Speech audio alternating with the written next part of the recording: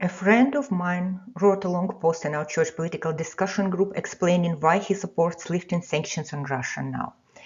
He is not the only person in my church who has questions about Ukraine.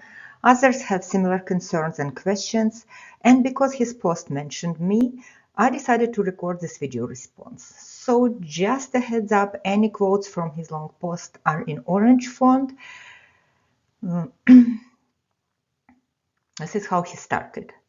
I post this because Natalie ordered me to add my support asking Congress to block the second 30-day waiver of oil sanctions against Russia.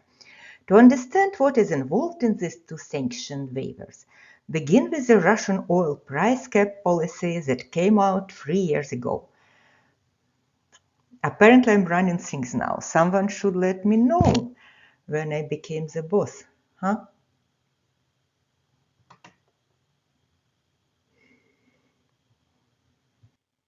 I queried ChatGPT and whittled down its reply. Buyers can legally purchase Russian crude only below, usually around $60 per barrel. You better be careful with AI. Enforcing the ban is not directly against the sales, but via leveraging shipping and insurance as well as financing. Most of these services are dominated by firms in the G7, and if a shipment violates the cap, they cannot be applied, even brokerage services. The cap is to keep supply on the international market, but avoid price spikes and reduce, not eliminate, Russia's profit margin. Why then the 30-day waivers? Yeah, why? When sanctions tightened or changed suddenly, sanctions were already in place for years and the market had already adjusted to them. Cargo already at sea can become non-compliant overnight. Banks, insurers, and ports may refuse to handle it, and the oil can become effectively frozen, which results in legal limbo and potentially abandonment of cargo. A temporary waiver allows oil loaded before a certain date, what date? To complete transactions without penalty, which prevents its sudden removal from the market. Again, there were no sudden changes in sanctions prior to the first or the second waiver. Here is a more reality check from ChatGPT. Oh, my friend, don't rely on ChatGPT alone. My reality check is what I hear from my friends and relatives in Ukraine. Okay, let's see. There is an inherent balancing act. If enforcement is too strict, Russian export drops sharply. Global oil prices rise and sanctioning countries face inflation and political backlash. If too loose, Russia maintain revenue and sanctions lose coercive effect. The waivers sit precisely in that tension. They soften enforcement at the margin while leaving the main constraints intact. Okay, and he's using these words. When enforcement is too strict, when sanctions tighten or change suddenly. The thing is, there was no documented policy shift before the waiver, both first and second. Sanctions were already in place for years, and the market had already adjusted to them. Reuters reporting says the waiver was explicitly tied to energy market disruption caused by Iran war and Hormuz blockage. As oil price rose after the blockage of the Strait of Hormuz, Trump used a temporary sanctions waiver on Russia as a way to help calm energy markets. So, it has nothing to do with sudden enforcement of sanctions on Russia. And when it comes to Hormuz blockage, I'm not even going there. Why and what is our administration doing with Iran without discussing it before enforcing the war with Iran, without discussing it with Europe, without having a plan? Standing against oil or efforts to stabilize global supplies and thus prices of oil is limited issue politics that fails to consider the well-being of everyone on Earth. Oh my God. Total focus on undermining Putin is single issue as well.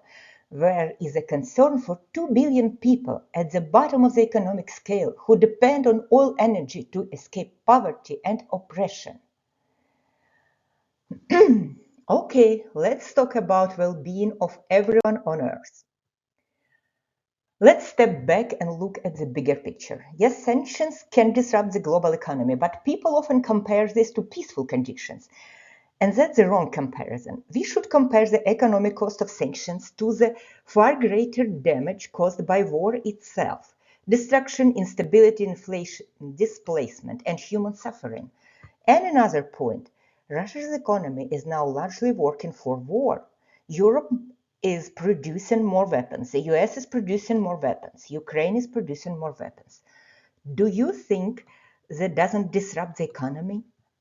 War itself is a massive disruption to economies, far more than sanctions. So, what drives global economic damage? Sanctions are economic pressure tool designed to change behavior, can be adjusted, eased, or tightened. War is a real-world physical disruption, drives deeper and longer economic damage. Sanctions are a policy instrument. If you ever dealt with kids, you know how it goes. You tell them no cake until you stop picking on your brother. You wait to see the change before they get that slice of cake. It's the same idea with Russia. If you want them to stop the aggression and withdraw from Ukraine, why would we ease sanctions before they actually changed? Natalie, this is why I reject the single-issue opposition to these waivers, as if the only people in the world who matter were Ukrainians.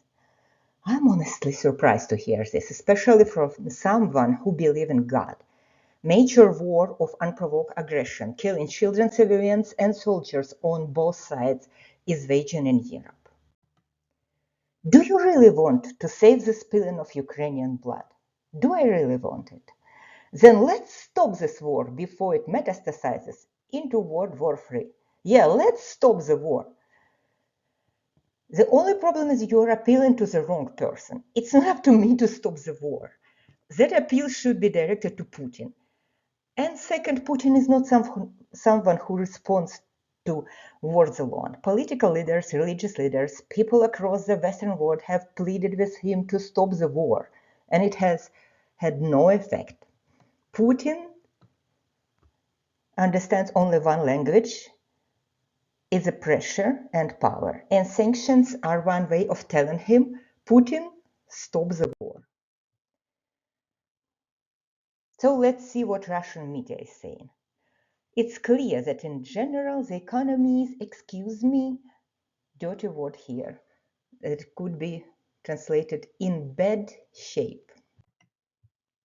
Russian media, economy worse than all the bad options. So I wonder what happened.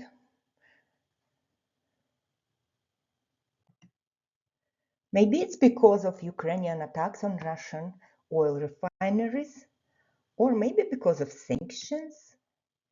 Maybe Putin is doing something wrong. Russian media. Bad weather is to blame for economy, for bad economy. Russian media, the money backing Russia's military effort in Ukraine is drying up. So even if Russian media admits they are running out of resources, that tells you something. The pressure is being felt. So why lift sanctions now? Somebody from our church told me a couple days ago, yeah, you are speaking as a Ukrainian, but what about Russians' perspective? No Russian in his right mind wants Putin and his war. This war is bad for Russian economy. It's killing many Russians, and the worst, it has no moral justification. It's a shameful war for Russians.